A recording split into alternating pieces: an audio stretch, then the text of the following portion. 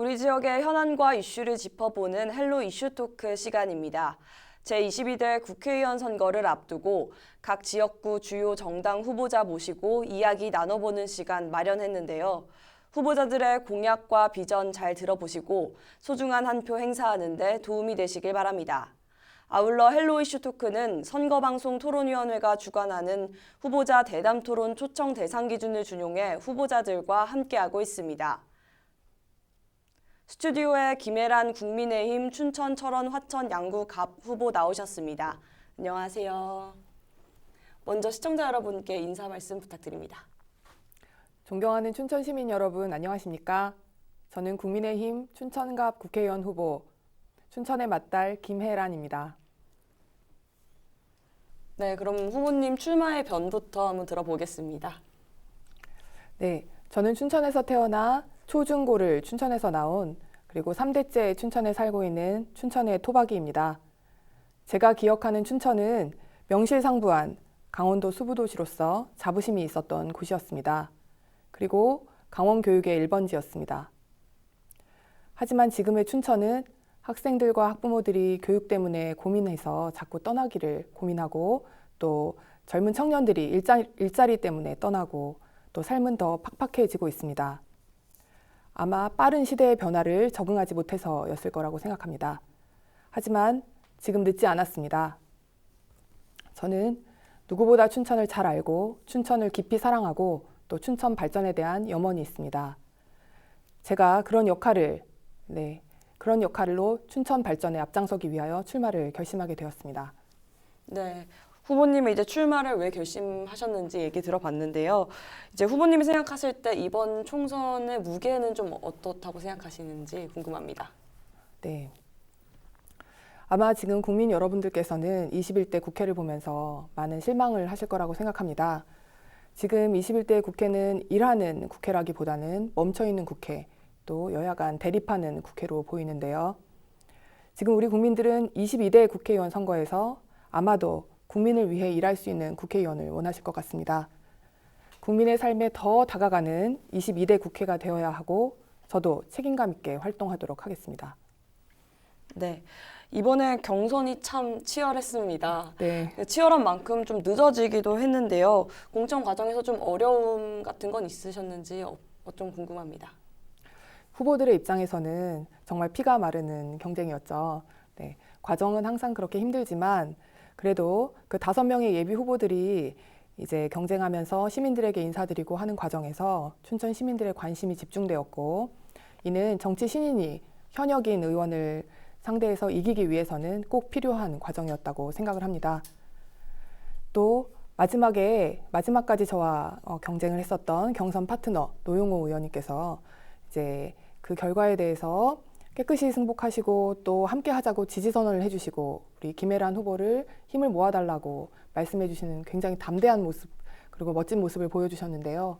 그 부분이 또 시민들 마음에 큰 반향을 일으켜서 지금 또 국민의힘은 명실상부한 원팀으로 뛰고 있습니다. 네, 또 후보자님은 판사 출신으로 이제 좀 주목을 받으셨어요. 이제 판사 출신이신데 정치에 입문하게 되신 계기가 어떻게 되시는지 궁금합니다.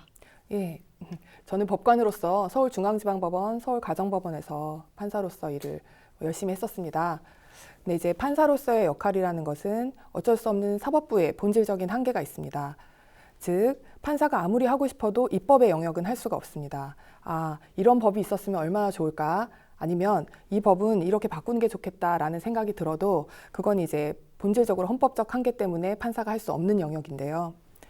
내가 만약에 입법부의 활동을 할 수 있다면 정말 이런 면에서 열심히 활동할 수 있겠다라는 확신이 들어서 정치에 도전하게 됐습니다. 네, 사법부에 계시다가 이제 입법부까지 이제 도전하시게 됐는데요.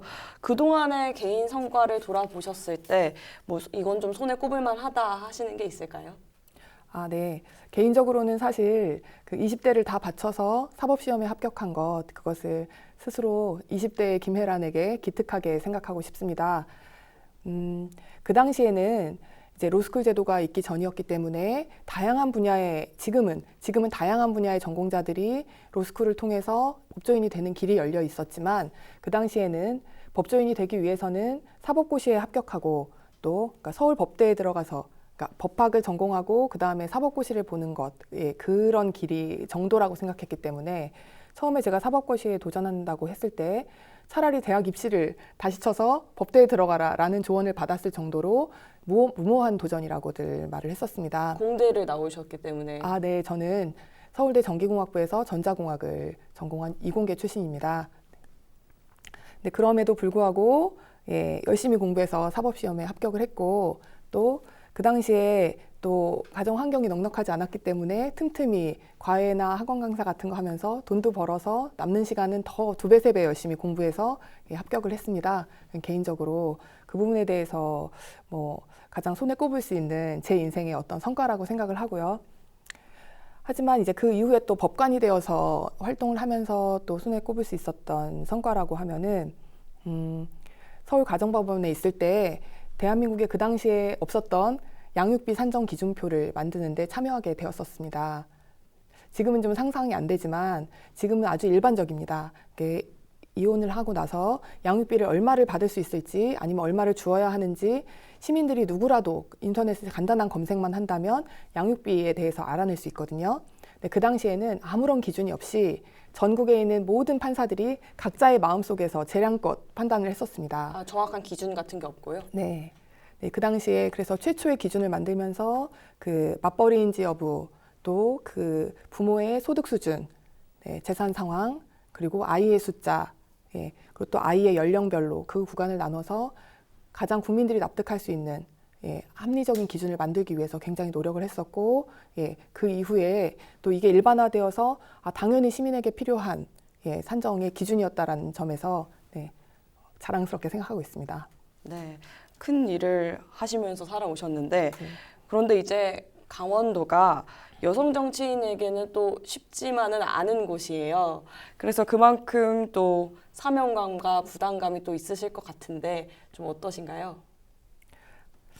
제가 아마 이번 강원도 출신 여성으로서는 이번에 당선이 된다면 예, 최초의 여성 국회의원이 되는 지역구 국회의원이 되는 걸 겁니다.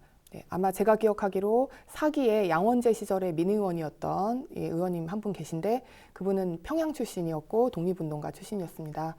지금 강원도에서 출생한 여성 중에 이제 지역구 유권자들의 선택을 받아서 네, 국회의원이 된 사람은 아마 제가 당선된다면 최초가 되는 걸 텐데요. 30년 전쯤에 그 진로 상담을 할 때 고등학교 때 진로 선생님께서 너는 나중에 뭐가 되고 싶니? 라고 했을 때 제가 저는 법학을 전공해서 사법시험에 합격하고 법조인이 된 다음에 나중에 꼭 고향을 위해서 정치하고 싶습니다. 라고 말했을 때 선생님께서 단칼에 그건 여자가 할 수 있는 게 아니야 라고 하셨어요. 네. 그때는 제가 어린 저의 마음속에는 이거는 저한테 열려있지 않고 문이 딱 닫혀 있었다. 어떤 링 위에 오르지도 못한다라는 생각을 했었습니다. 지금 30년이 지난 지금 그때 저한테 그렇게 상담해 주셨던 선생님께서 네. 가장 예, 아주 든든한 지원군이 되셔서 내 제자 중에 이러이러한 아이가 있고 지금 춘천을 위해서 뛰려고 하니 내가 본 이러이러한 정말 열심히 성실하고 뛰어난 학생이었다. 네, 나의 이 제자 많이 도와달라라고 하면서 너무 열심히 도와주고 계십니다.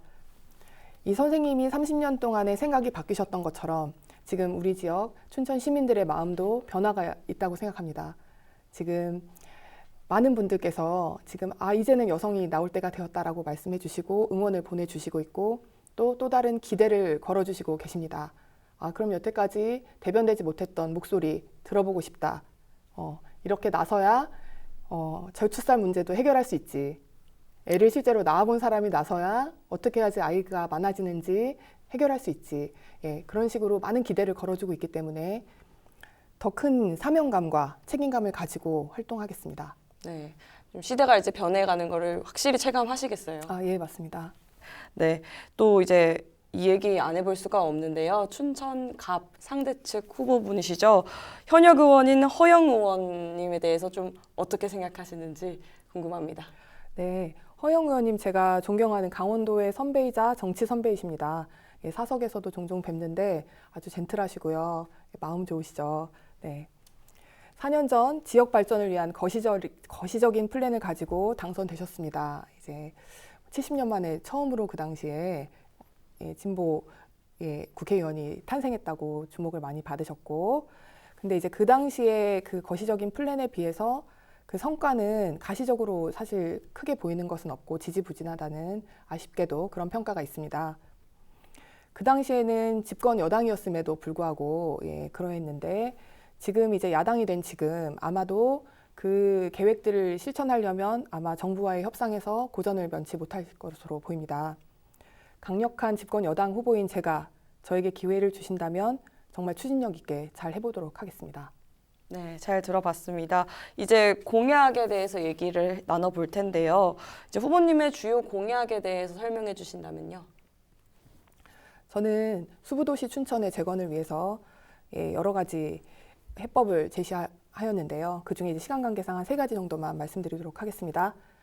첫 번째는 그 중심 상권의 공동화를 막기 위해서 강원특별자치도 그 도청사가 이전이 예정되어 있는데 이전된 그 구청사 부지에 국립현대미술관 춘천 분원을 유치하도록 하겠습니다.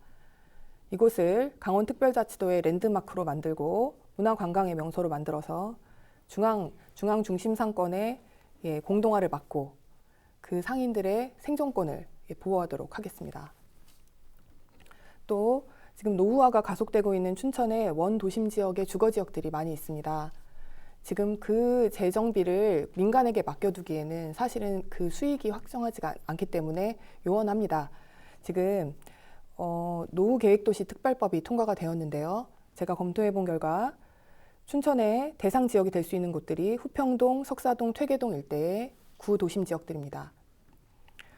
그게 일반적인 민간과 다른 점은 그 택지지구로 조성된 기간이 20년 이상이 되면 재정비가 가능하고 또 일정 면적 이상이면 가능한데 지방자치단체에서 주도권을 가지고 정비 사업을 추진할 수가 있습니다. 이곳에 대기업이 유치하는 고급형 주거단지를 건설하고 또 용적률을 획기적으로 상향을 해서 원주민들이 우선 입주권을 가질 수 있도록 과감하게 인센티브를 제공하도록 하겠습니다. 끝으로 춘천의 교육 문제를 빼놓을 수 없는데요. 과거 교육도시로서의 명성을 되찾겠습니다. 지금 춘천의 아이들은 과거에 비해서 기초학력 수준이 많이 떨어졌습니다. 지금 17개 시도 중에서 거의 최하위권입니다. 이 부분에 대해서 우선은 자율형 공립고 지정 그리고 국제학교 설립 등을 통해서 우수한 아이들이 갈 수 있는 학교 등도 만들고 그래서 학생들 경쟁력을 높여야 되고요. 관내 모든 학교의 교육환경 개선 사업을 통해서 아이들이 안전하고 쾌적하게 그리고 열심히 공부할 수 있는 환경을 만들겠습니다. 이로써 공교육을 정상화하고 대학 입시에서 춘천의 아이들이 어떠한 불이익도 받지 않도록 경쟁력을 키우도록 하겠습니다. 네, 공약 잘 들어봤습니다. 춘천 갑선거구 이제 선거 필승 전략 뭐 이런 게 혹시 있으실까요? 네, 저의 필승 전략은 전 세대를 아우르는 공감 능력입니다. 저는 젊은이들과 소통할 수 있는 가장 젊은 정치인입니다. 지금 젊은이들은 예전 같은 그 민주화 운동을 하던 운동권 세대도 아니고 또 풍요로운 경제 성장을 누릴 수 있는 세대도 아닙니다. 각자 도생해야 되는 가장 힘든 상황에 처해 있는데 가장 가까운 시기에 그 시기를 이겨낸 제가 바로 선배입니다. 실용적인 방안을 찾아서 도울 수 있는 방법을 찾겠습니다. 그리고 아이를 낳고 기르는 여성들의 마음은 제가 가장 잘 알고 있습니다. 제가 직접 해왔던 일이기도 하고요. 그 공감, 그리고 춘천의 어르신들에게는 딸처럼 며느리처럼 가족과 같은 높이의 복지 정책을 만들겠습니다. 그래서 많은 어르신들을 제 어버이처럼 섬기도록 하겠습니다. 이처럼 세대를 아우르는 맞춤형 공약을 통해서 이번 선거에서 반드시 이기도록 하겠습니다. 네, 전 세대를 이제 아우르시면서 이제 각 계층을 이제 공략해 보시겠다는 이야기 잘 들어봤습니다. 그리고 또 이제 지역민과의 소통도 이제 한창 시작하고 계실 텐데요. 좀 어떻게 소통해야겠다 이런 방안도 있으실까요? 지금 이 시점 무엇보다 중요한 것은 현장에서 직접 춘천 시민들의 목소리를 듣는 것이라고 생각합니다. 네, 발로 뛰어서 춘천 구석구석을 찾아가 이제 말씀을 드리고 인사도 나누고 하고 있는데요. 네, 소상공인들, 자영업자들이 많이 있는 재래시장은 물론이고 또 아이들 키우는 엄마들이 많이 있는 곳 일하면 달려가고 또 각 시민들이 모여서 목소리를 내는 곳이라면 어디든 찾아가서 현장의 목소리를 듣고 있습니다. 또한 이제 온라인으로도 시민들 목소리를 듣는데요. 네, SNS, 블로그, 다양한 채널을 통해서 또 젊은 세대들 목소리도 계속 꾸준히 듣고 있습니다. 이렇게 직접 만나고 온라인으로 소통하면서 춘천 시민들 목소리에 끝까지 귀 기울이도록 하겠습니다. 네. 그래도 약간 정치 신인이시다 보니까 선거 운동하실 때 좀 어려움이 있다 뭐 이런 것도 혹시 있으실까요? 아마도 직접적으로 대면할 기회가 현역 의원보다 적었겠죠. 하지만 그 부분 만회하기 위해서 2배, 3배 열심히 뛰고 있습니다. 그동안 현장에서 시민들의 목소리도 많이 들으셨을 것 같아요. 현장에서 좀 기억에 남는 이야기가 있으실까요? 네, 제가 영유아들 보육의 현장인 어린이집에 많이 방문해서 이야기를 많이 들었습니다.